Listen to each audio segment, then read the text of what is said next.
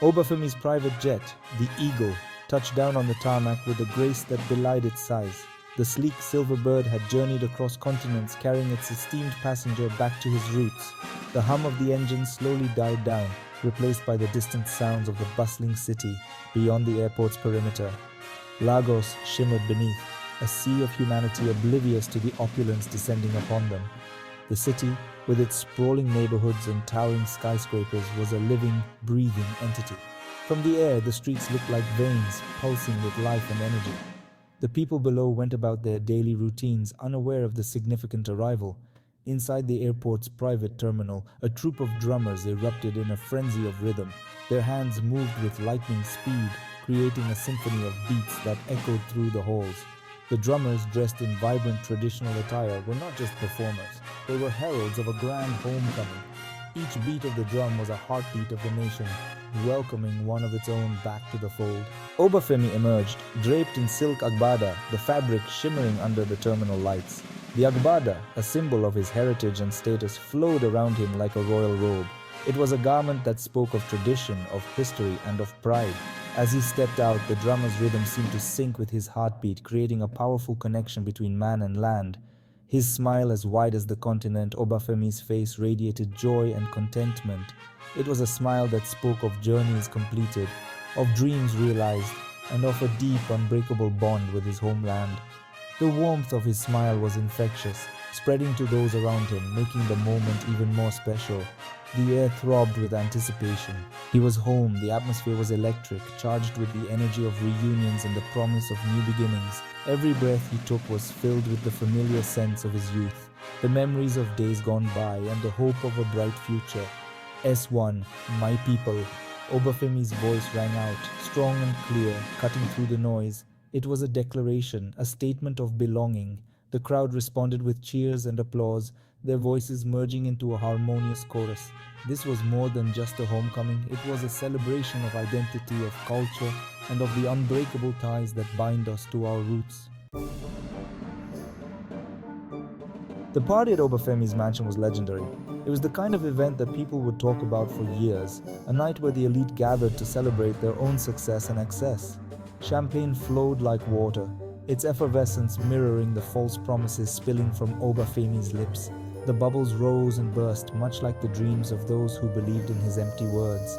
Politicians and businessmen, their pockets lined with ill-gotten gains, laughed a little too loudly, their eyes darting a little too quickly. They were all too aware of the precariousness of their positions, yet they reveled in the moment, pretending that their fortunes were as secure as the walls of the mansion. The guests, draped in expensive attire, moved through the opulent rooms like actors on a stage, each playing their part in the grand performance of wealth and power. Obafemi, the consummate showman, held court, a peacock strutting amongst pigeons. His charisma was undeniable, and he knew exactly how to keep his audience captivated, even as he spun tales that were more fiction than fact. Outside the gates, the city simmered, its hunger palpable. The contrast between the opulence within and the desperation without was stark, a reminder of the vast divide that separated the haves from the have-nots. Obafemi's smile never wavered, even as he knew that his empire was built on shaky ground. He was a master of illusion, and tonight he was determined to keep the illusion alive for as long as possible. The guests clinked their glasses, toasting to their success, oblivious to the fact that their world could come crashing down at any moment. They were drunk on power and privilege, blind to the suffering that lay just beyond the mansion's gates. The banquet table was laden with gourmet food, a feast for the senses. The aroma of roasted meats and exotic spices filled the air, tempting even the most disciplined of appetites. A guest's hand reached for a delicacy, the gold of their rings glinting in the soft light. Each bite was a reminder of their status, a symbol of their place in the world. Musicians played soft, elegant music, their melodies weaving through the conversations and laughter. The music was a backdrop to the evening's festivities, a subtle reminder of the sophistication that the guests prided themselves on. Obafemi spoke to a small group of guests, his gestures animated as he recounted tales of his latest ventures. His audience hung on his every word, eager to be part of his next big success. A guest listened intently, their eyes wide with admiration. They were captivated by Obafemi's charm, convinced that he held the key to their own fortunes. The party continued late into the night, the guests mingling and laughing, their worries forgotten in the haze of alcohol and opulence. For one night, they could pretend that their world was perfect, that their wealth and power were unassailable. As the clock struck midnight, the mood began to shift. The laughter grew a little more forced, the conversations a little more strained. The reality of their precarious positions began to seep back in, a reminder that the night's revelry was but a temporary escape. Guests began to leave, some looking back at the mansion with a sense of longing. They knew that once they stepped outside, they would be faced with the harsh realities of the world beyond the gates. Obafemi stood alone, looking out over the city. He knew that his time at the top was limited, that the empire he had built could crumble at any moment. But for now, he would enjoy the illusion of power, the fleeting sense of control. In the city streets, life went on. People went about their daily lives, unaware of the opulence and excess that lay just beyond the mansion's gates.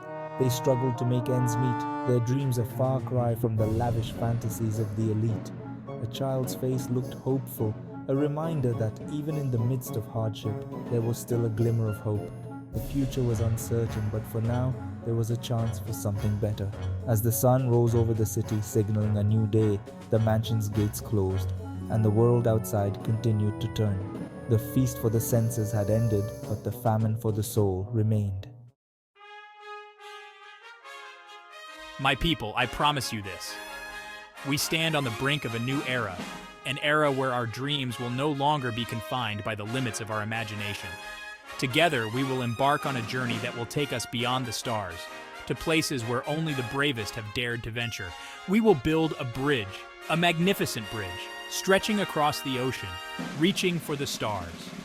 This bridge will not just be a physical structure, but a symbol of our unity, our strength, and our unwavering determination to achieve the impossible. It will connect us to new opportunities, new horizons, and new possibilities. We will walk on the moon, narrator. The crowd roared, their voices merging into a single, powerful wave of sound that seemed to shake the very ground beneath their feet. They were filled with a sense of hope and excitement, a belief that anything was possible if they stood together. Caught in the current of Obafemi's charisma, he stood before them, his eyes shining with a fierce determination, his voice ringing with conviction. He was more than just a leader. He was a visionary, a dreamer who dared to believe in a future that was brighter and better than the present, a beacon of hope in a sea of despair.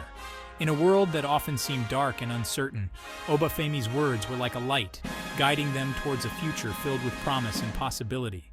He spoke of dreams that seemed impossible, but in his voice they felt within reach. The crowd erupted, their cheers echoing his grandiose delusion. But to them, it was not delusion, it was a vision, a promise of a better tomorrow. They believed in Obafemi, in his dreams, and in their own ability to make those dreams a reality. As they cheered, they felt a sense of unity, a bond that tied them together in their shared hope and determination. They were ready to follow him, to work together, to build the bridge, to reach for the stars, and to walk on the moon. They were ready to turn his promises into reality, to make the impossible possible. Behind the closed doors of his private study, Obafemi's smile quickly faded. Gone was the benevolent leader, replaced by a cunning manipulator. He huddled with his accountant, their faces illuminated by the cold glow of a laptop screen. Transfer another $1 million to the Cayman account. The numbers blurred, a testament to the vast wealth he had siphoned from his people.